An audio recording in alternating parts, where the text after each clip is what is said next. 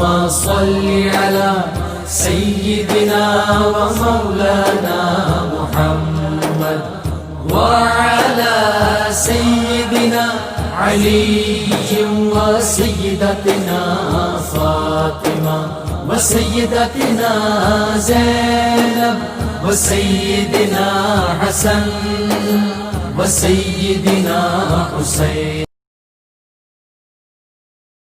اعوذ باللہ من الشیطان الرجیم. بسم اللہ الرحمن الرحیم. الحمد للہ رب العالمین والصلاة والسلام علی اشرف الانبیاء والمرسلین واہل بیتہ الطیبین الطاہرین المعصومین. اما بعد. سورہ مبارک نحل آیت نمبر 7 سے 14 7 to 14 14.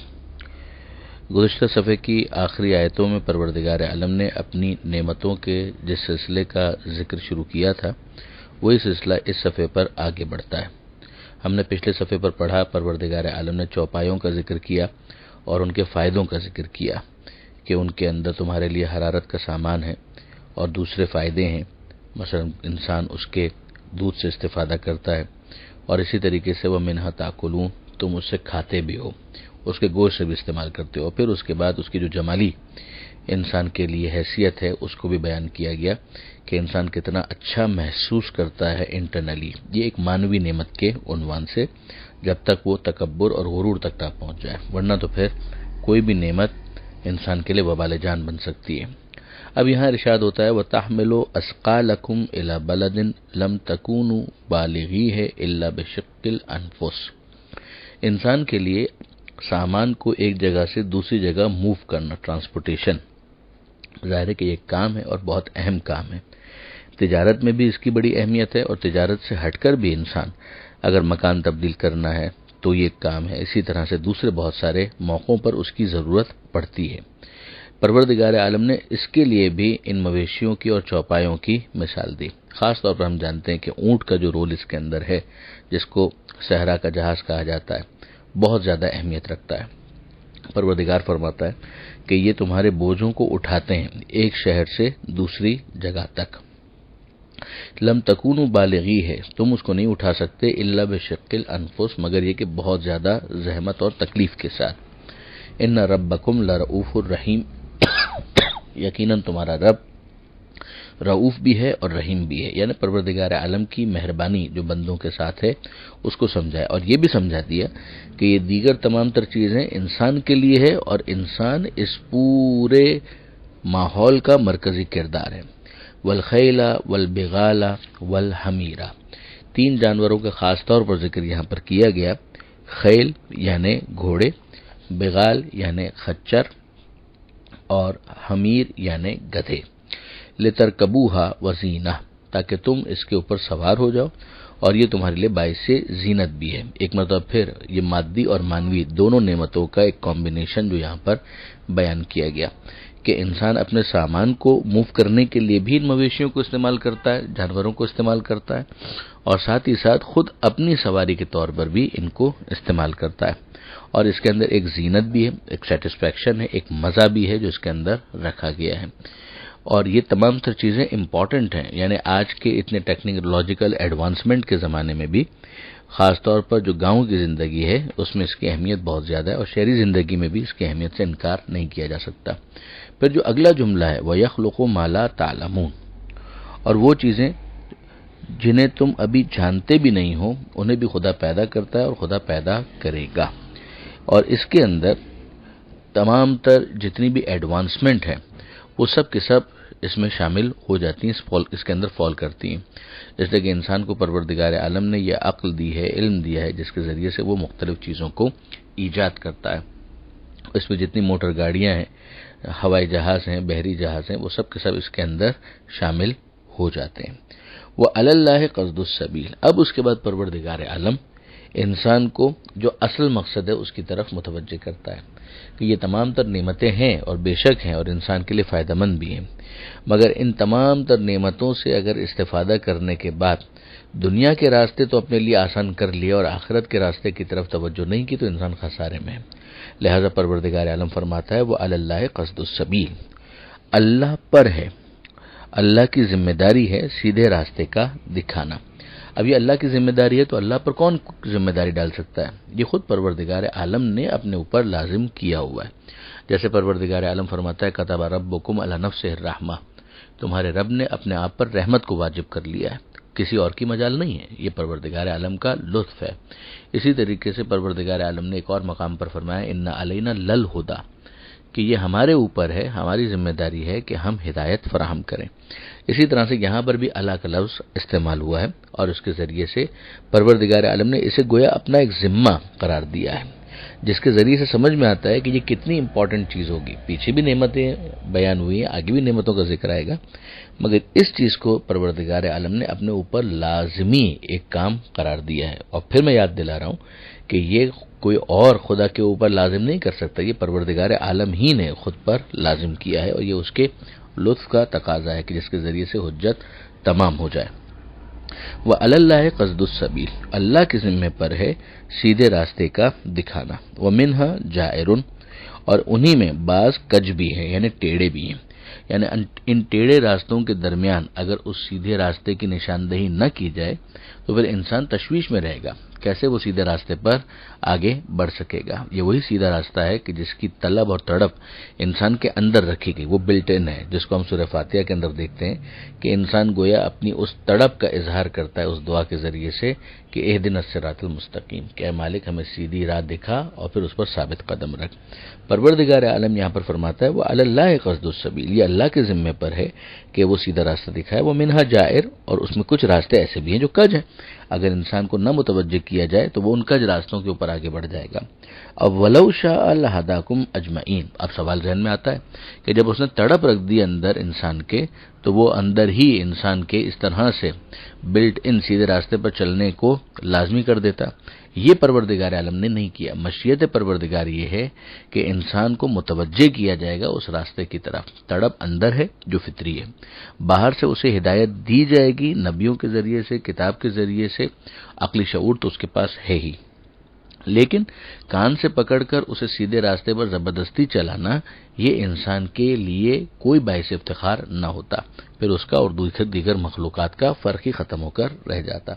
لہذا پروردگار عالم فرماتا ہے وَلَوْ شَاءَ لَهَدَاكُمْ أَجْمَعِينَ، اگر خدا یہ چاہتا تو تم سب کو سیدھے راستے پر لگا دیتا، سیدھا راستہ دکھائے گا، سیدھے راستے پر زبردستی لگائے گا نہیں۔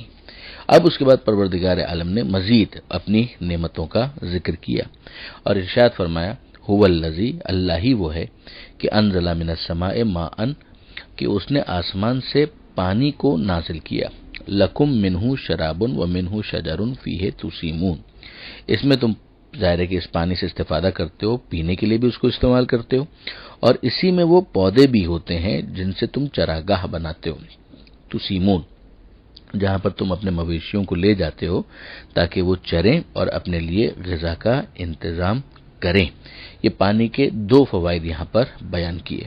مزید ینبت لکم بہ الزرع، وہ اس کے ذریعے سے تمہارے لیے اگاتا ہے زراعت کو، والزیتون والنخیل والعناب، تین پھلوں کا خاص ذکر کیا گیا، زیتون، کھجور اور انگور، اور ظاہر ہے کہ ان کی اہمیت کی وجہ سے ان کو یہاں پر ہائی لائٹ کیا گیا، اور اس کی اہمیت جاننے کے لیے ایون آپ صرف گوگل کے اوپر سرچ کر لیں تو بہت کچھ مواد مل جائے گا، وقت کی تنگی کی وجہ سے ہم اس کو مزید بیان نہیں کریں گے۔ ومن کل الثمرات، اور اس کے علاوہ بھی طرح طرح کے پھلوں میں سے اس نے تمہارے لیے اگائے، یعنی ان تین کو تو ہائی لائٹ کیا ہے مگر اس کے علاوہ بھی۔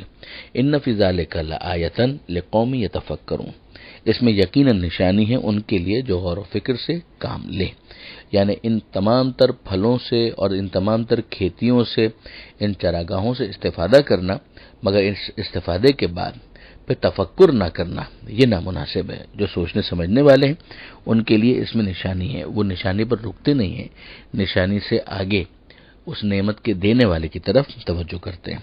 اپنی نعمتوں کا ذکر مزید کرتے ہوئے ارشاد فرمایا وَسَخَّرَ لَكُمُ اللَّيْلَ وَالنَّهَارَ، تمہارے قبضے میں دیے دن اور رات، رات اور دن دونوں، وَالشَّمْسَ وَالْقَمَرَ، اسی طرح سے سورج بھی اور چاند بھی، وَالنُّجُومُ مُسَخَّرَاتٌ بِأَمْرِهِ، اور ستارے بھی مسخر ہیں، ستارے بھی تمہارے ڈسپوزل پر ہیں اس کے حکم سے. یعنی یہ مت سمجھ لینا کہ خدا نہیں ہے اور یہ ساری چیزیں تمہارے قابو میں آ گئی ہیں، ایسا نہیں ہے.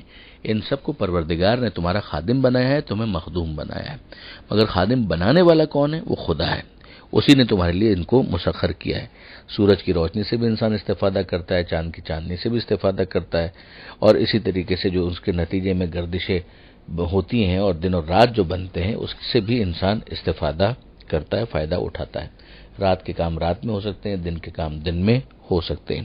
اور پھر اس کے بعد ستاروں سے جو استفادہ ہے کہ انسان اسی کے ذریعے سے اندھیرے میں بہت سے جو ماہرین ہیں وہ اس کے ذریعے سے ڈائریکشنز اور سمت تلاش کر لیتے ہیں. تو یہ تمام تر چیزیں بھی انسان کے لیے ظاہر ہے کہ مفید ہیں. ان فی ذالک لآیات لقوم یعقلون، اس میں یقیناً نشانیاں ہیں ان لوگوں کے لیے جو عقل استعمال کرتے ہیں. یعنی تفکر کے لیول پہ نہ بھی ہوں، لیکن اگر ظاہری بالکل سطحی عقل بھی کسی کے پاس ہے تو یہ تو تمام تر چیزیں اس کے سامنے ہیں بالکل، یعنی جس کے اندر لمبی چوڑی سوچنے کی بھی ضرورت نہیں ہے. پھر اس کے بعد ارشاد ہوا وما ذرأ لکم فی الارض مختلفا الوانہ، اور جو کچھ رنگ برنگ کی چیزیں اس نے پیدا کی تمہارے لیے، مختلفاً الوانہ یعنی ان کے رنگ مختلف ہیں. ان فی ذالک لآیۃ لقوم یذکرون، اس میں یقیناً نشانیاں ہیں ان کے لیے جو سبق لیں، جو نصیحت حاصل کریں. یہ بھی انسان کے ذوق، خاص طور پہ جمالیاتی ذوق کو بہت زیادہ اپیل کرتا ہے. کسی چیز کے اندر ایک بس سادگی سی ہو اور ایک یہ ہے کہ نہیں رنگا رنگی اس کے اندر موجود ہے، تو ظاہر ہے کہ انسان کے لیے وہ اپیلنگ ہوتی ہے، اس کے اندر ایک چارم ہوتا ہے، ایک اٹریکشن ہوتی ہے. اور اس اٹریکشن کی وجہ سے اگر ایک انسان مثلا بہت زیادہ سوچنے سمجھنے والا نہ بھی ہو تو بہرحال یہ جمالیاتی حس جو ہے وہ اسے اس کی طرف اٹریکٹ کرتی ہے، اور اس کے ذریعے سے بھی انسان خدا تک پہنچ سکتا ہے. اب مزید پروردگار عالم یہ ارشاد فرماتا ہے وَهُوَ الَّذِي سَخَّرَ الْبَحْرَ، خدا ہی تو وہ ہے کہ جس نے تمہارے لیے دریاؤں کو، سمندروں کو مسخر کیا، تمہارے قبضے میں دیا دریا کو، لِتَأْكُلُوا مِنْهُ لَحْمًا طَرِيًّا، تاکہ تم اس میں سے کھاؤ تازہ گوشت. اب ظاہر ہے کہ جو مچھلیاں ہیں اور جو سی فوڈ ہے جو حلال ہے اس کو انسان اپنی غذا کے طور پر استعمال کرتا ہے، یہ بھی پروردگار عالم کا ایک احسان ہے. وَتَسْتَخْرِجُ مِنْهُ حِلْيَةً، اور تم نکالتے ہو اس میں سے ہلیہ یعنی زیورات، تلبسونہ جس کو تم پہنتے ہو. زیادہ تر خواتین ہی ظاہر سے استفادہ کرتی ہیں، مگر ظاہر ہے کہ پوری انسانیت کو مخاطب کیا جا رہا ہے. ارشاد ہوتا ہے وَتَرَى الْفُلْكَ مَوَاخِرَ فِيهِ، اور تم دیکھتے ہو اس میں کشتیوں کو چلتے ہوئے. یہ کشتیاں ہیں اور جا رہی ہیں، اور سمندر اور دریا کی جو موجیں ہیں، جو دریا کے پانی کی جو لہریں ہیں ان کو چیرتی ہوئی جا رہی ہیں. تو یہ خود ان کشتیوں کا چلنا یہ خود پروردگار عالم کی نشانیوں میں سے ایک نشانی ہے. وَلِتَبْتَغُوا مِنْ فَضْلِهِ، اور تاکہ تم اس سے اپنے لیے روزی حاصل کرو، نفع حاصل کرو، اپنے لیے رزق حاصل کرو. ٹرانسپورٹیشن کا کتنا اہم ذریعہ ہے سمندر. آج بھی زیادہ تر جو اسباب تجارت ہے، جو بزنس گڈز وغیرہ ہیں، ان کی ٹرانسپورٹیشن کے لیے سمندر کو استعمال کیا جاتا ہے. ایک تو ہے کہ شہر سے شہر، اس میں اور بھی بہت ساری چیزیں، لیکن یہ ہے کہ ایک ملک سے دوسرے ملک میں، ایک کانٹیننٹ سے دوسرے کانٹیننٹ میں جو لمبے سفر ہوتے ہیں اور جس میں بہت بڑی تعداد میں سامان تجارت کو منتقل کرنا ہوتا ہے، تو ظاہر ہے کہ اس میں سب سے مؤثر جو راستہ بنتا ہے وہ سمندری اور بحری راستہ ہی ہے. یہ سب کچھ تمہارے فائدے کے لیے. آخر میں پروردگار فرماتا ہے وَلَعَلَّكُمْ تَشْكُرُونَ، اور شاید کہ تم شکر گزار بن جاؤ. یعنی ان تمام تر چیزوں سے تمہارا فائدہ اٹھانا تو مسلم ہے کہ فائدہ تو اٹھاؤ گے بطور انسان. تمام انسانوں کی ایک جماعت، انسانوں کا ایک گروہ بہرحال اس سے کسی نہ کسی انداز سے استفادہ کرتا رہے گا، ڈائریکٹلی انڈائریکٹلی. لیکن کیا تم سب کے سب شکر گزار بنو گے؟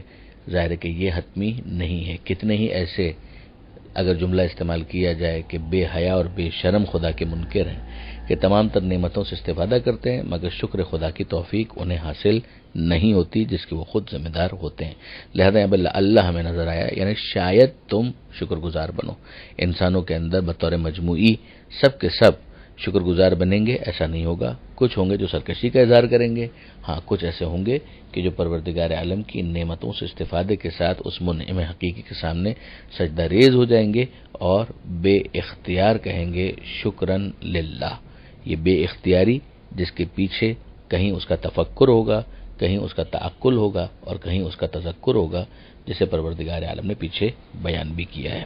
پروردگار عالم سے دعا ہے قرآن پڑھنے، سمجھنے اور عمل کی توفیق عطا فرما، اور وارث قرآن امام زمانہ کے ظہور میں تعجیل فرما. وآخر دعوانا ان الحمد للہ رب العالمین. والسلام علیکم